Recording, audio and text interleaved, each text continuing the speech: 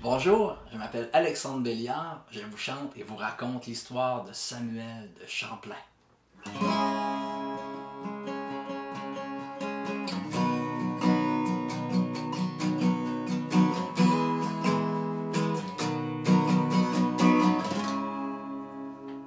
Samuel de Champlain. On a l'impression de le connaître depuis toujours tellement son nom est partout. C'est vrai, c'est des rues, des écoles, une ville. Le lac Champlain, il est partout. Mais dans le fond, avant de me lancer dans l'aventure de Légende d'un peuple, Samuel de Champlain, à part le fait qu'il a fondé Québec en 1608, honnêtement, je pouvais pas vous dire grand-chose d'autre. J'ai par la suite eu la chance de lire un livre qui s'appelle Le rêve de Champlain, d'un certain Hackett, et j'ai adoré d'ailleurs, et j'ai aussi lu les œuvres complètes de Samuel de Champlain en 3 tomes. Ça, c'est le 1, et c'est pesant. Il y a du stock là-dedans. Donc, écrit des mains du maître lui-même. Cependant, cette photo-là, en fait, cette gravure-là, c'est pas Samuel de Champlain. Même si ça fait des années qu'on voit ça partout, là, c'est un courtisan italien qui a travaillé pour Richelieu, tout simplement. Puis ils se sont dit, tiens, ta face à toi, ça va être Samuel de Champlain. En fait, on ne connaît pas le portrait, le véritable portrait de Samuel de Champlain. Champlain, un architecte, un dessinateur, un cartographe. Et laissez-moi vous dire, ces cartes, ils valent le détour. Allez voir ça sur Internet. C'est des bijoux, c'est des œuvres d'art. Un écrivain fantastique, un navigateur, un explorateur, un aventurier, un diplomate, un militaire, il montait à cheval, il maniait l'épée, il était polyglotte. Hey, il y avait des notions de français, bien sûr, ça il parlait très bien, mais il y avait des notions d'anglais, d'espagnol, de portugais, de basque et de néerlandais. Quand même, c'est pas rien. Champlain, il serait né à Brouage en 1570. Et puis, en 1570, on n'en est pas certain, mais dans ces eaux-là. Dans la région de Brouage, en France, sur la côte atlantique.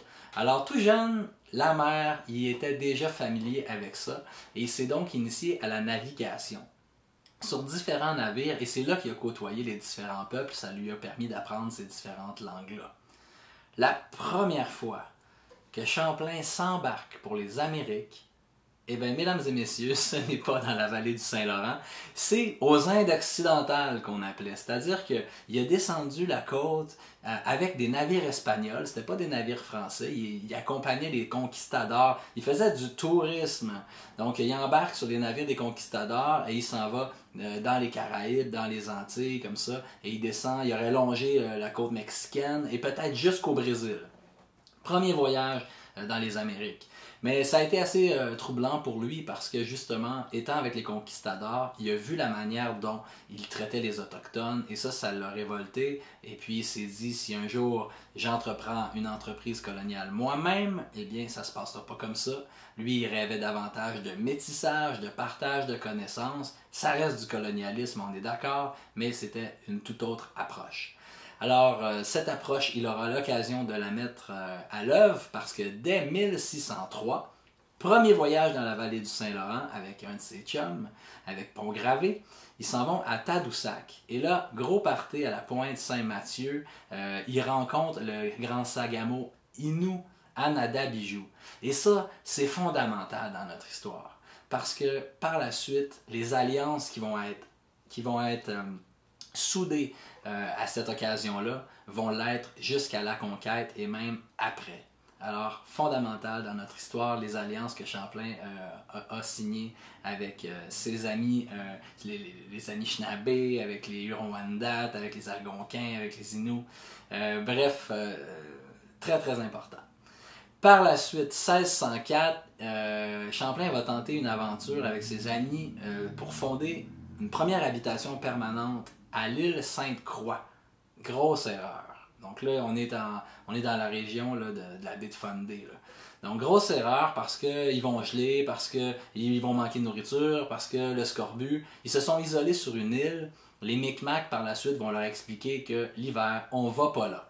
Alors, dès le printemps 1605, malheureusement, il y a la moitié des gens... il y a la moitié des habitants de l'île Sainte-Croix qui sont décédés. Ils vont transférer l'habitation à Port-Royal, un site parfait, selon les dires de Champlain, où ils peuvent accueillir des centaines, des milliers de bateaux. C'est magnifique. Et donc, ils vont fonder cette habitation-là. Champlain va la dessiner, il va la concevoir, la fabriquer avec ses amis, il va l'habiter aussi. Alors, ce site-là est imprégné de Samuel de Champlain et de Henri Mambertou aussi, le grand sagamo Micmac, qui va l'accompagner dans cette aventure acadienne-là. L'aventure acadienne se termine assez rapidement. Dès 1608, Champlain laisse ça derrière lui pour aller se consacrer à la fondation d'un poste de traite qu'il va appeler Québec. Alors 1608, fondation de Québec, et à partir de là, il va rentrer de plus en plus loin dans les terres. Il va aller jusque sur la rivière aux Iroquois, aujourd'hui appelée Richelieu. Personnellement, j'aimais bien le nom de la rivière aux Iroquois, j'aurais laissé ça de même. Donc, il remonte la rivière aux Iroquois avec ses alliés. Il s'en va attaquer les Iroquois parce que ça faisait partie de l'alliance de prêter main forte à ses alliés dans leur guerre contre leurs ennemis ancestraux. Alors, ils s'en vont jusqu'en Iroquoisie porter la guerre. Les Iroquois vont prendre peur parce que de l'arquebuse, eux autres, ils n'avaient jamais entendu ça. Donc, le premier échauffourée, ça se passe assez bien. Ça ne sera pas toujours comme ça par la suite, par exemple. Quand Champlain va y retourner quelques années après, là, ça se passe pas du tout bien. En fait, Champlain va recevoir une flèche dans le cou, il va être blessé au cou et au genou aussi, donc flèche dans le genou, il peut plus se déplacer. Ses alliés Hurons vont lui dire « Tu t'en viens en Huronie avec nous autres, tu vas passer l'hiver, la saison est trop avancée, on retourne pas te porter à Québec. » Ça faisait pas l'affaire du fondateur de la Nouvelle-France. Donc, au printemps suivant, il a regagné Québec, il avait été soigné, il s'est remis de ses blessures. Et puis là, d'autres défis vont l'attendre parce que par la suite, dès 1628, 1629, les Anglais vont prendre Québec, les frères Kirk vont prendre Québec, et puis Champlain va revenir seulement en 1633 par la suite. Là, il va retrouver Marie Rollet, qui elle, malgré que le sol a été pris par les Anglais, elle est demeurée sur place. Alors Champlain revient content de retrouver sa colonie, content de retrouver certains de ses amis qui étaient demeurés là.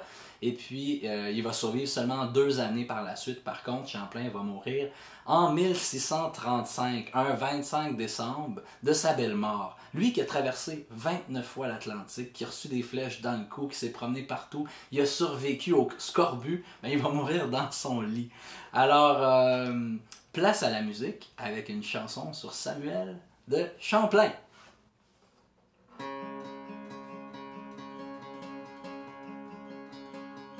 Protestants, catholiques, à feu à sang la France. Guerre anglaise, hispanique, pour autant de souffrances. Puis une paix fragile m'offrit enfin ma chance. Et j'allais découvrir l'Amérique. Au nom du roi d'Espagne, je fus triste témoin. Pillage et esclavage de ceux qu'on dit indiens. Pour mon roi Henri IV, à qui je fus fidèle, je dessinais des cartes à bord d'une caravelle, remontant vers le nord avec 2 ponts gravés et d'Acosta à bord sur les traces de quartier. Partager sans tout prendre le territoire de mes frères, métisser un nouveau monde en Amérique, s'imprégner pour apprendre des premiers peuples en ces terres, pour survivre et pour comprendre l'Amérique. Micmac et Algonquin, Hurons, Abénaquis, Malécite et Chemin, tous nous ont accueillis. Dans le fjord du Saguenay, le grand Anadabijou m'offrit son amitié, un traité qui change tout. Partager sans tout prendre le territoire de mes frères, métisser un nouveau monde en Amérique, s'imprégner pour apprendre des premiers peuples en ces terres, pour survivre et pour comprendre l'Amérique. Je posais avec de mon sur un grand cap rocheux, nos rêves, nos ambitions d'un monde plus heureux. J'en repartis souvent, abattu le cœur lourd de cette terre où le vent me ramena toujours. Partager sans tout prendre le territoire de mes frères, métisser un nouveau monde en Amérique. C'était le récit de Samuel de Champlain pour le Centre de la francophonie des Amériques.